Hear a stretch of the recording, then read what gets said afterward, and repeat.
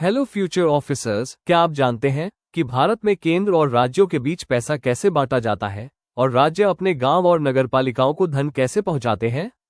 इस क्लास में हम जानेंगे कि भारत में वित्तीय संघवाद को मजबूत करने के लिए बनाए गए फाइनेंस कमीशन और स्टेट फाइनेंस कमीशन क्या है। ये यूपीएससी और अन्य प्रतियोगी परीक्षाओं के लिए बेहद महत्वपूर्ण टॉपिक है। आज हम इसे विस्तार से समझेंगे। कॉम्पोजिशन, अपॉइंटमेंट, फंक्शंस और दोनों आयोगों के बीच मुख्य अंतर। तो चलिए स्टार्ट करते हैं। भारतीय संविधान में फाइनेंस कमीशन का उल्लेख अनुच्छेद 280 में किया गया है। इसका गठन राष्ट्रपति द्वारा हर 5 वर्ष में किया जाता है। इसमें एक अध्यक्ष और अधिकतम 4 अन्य सदस्य होते हैं, यानी कुल 5 सदस्य। अध्यक्ष वो व्यक्ति होता है जिसे सार्वजनिक मामलों का गहरा ज्ञान हो। अन्य सदस्यों के पास न्यायिक अनुभव, वित्त और लेखा की समझ, प्रशासनिक अनुभव और अर्थशास्त्र का विशेष ज्ञान होना चाहिए। फाइनेंस कमीशन का मुख्य कार्य है केंद्र और राज्यों के बीच कर और राजस्व का बंटवारा करना, राज्यों की वित्तीय स्थिति का आकलन करना और राष्ट्रपति को रिपोर्ट सौंपना। वर्तमान में 15वां फाइनेंस कमीशन 2020-25 कार्यरत है, जिसके अध्यक्छ एन.के. सिंह है। राज्य वित्त आयोग का प्रावधान अनुच्छेद 243 में किया गया है, जिसे 73वें संविधान संशोधन 1992 के तहत जोड़ा गया। राज्य वित्त आयोग का गठन हर 5 वर्ष में राज्यपाल द्वारा किया जाता है।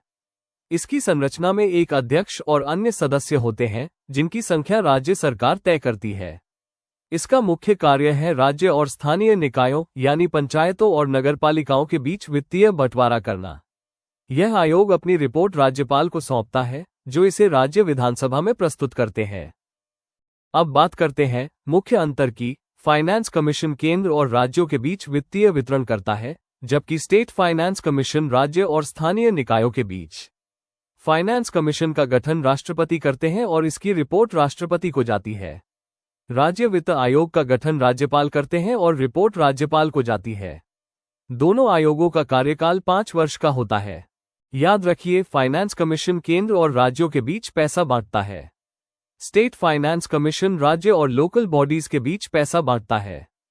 फ्यूचर ऑफिसर्स, अब आप फाइनेंस कमीशन और स्टेट फाइनेंस कमीशन के सभी महत्वपूर्ण पहलुओं को अच्छे से समझ चुके हैं। याद रखिए, यूपीएससी जैसी प्रतियोगी परीक्षाओं में सफलता सिर्फ पढ़ाई से नहीं, बल्कि समझदारी, रिवीजन और लगातार अभ्यास से मिलती है। अगर आप आज जो कुछ सीखे हैं उसे नोट कर लें और बार बार रिवाइज करें, तो यह आपका सबसे बड़ा हथियार बनेगा।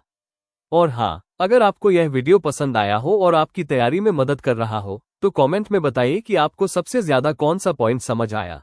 अपने दोस्तों के साथ शेयर करें और हमारे चैनल को सब्सक्राइब और बेल आइकॉन दबाना मत भूलिए, ताकि यूपीएससी और इंडियन पॉलिटी के सभी अपडेटेड और आसान वीडियो आपको सबसे पहले मिलें।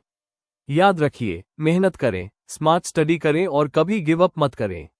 आप भविष्य के ऑफिसर्स हैं और आपका सपना सच होगा।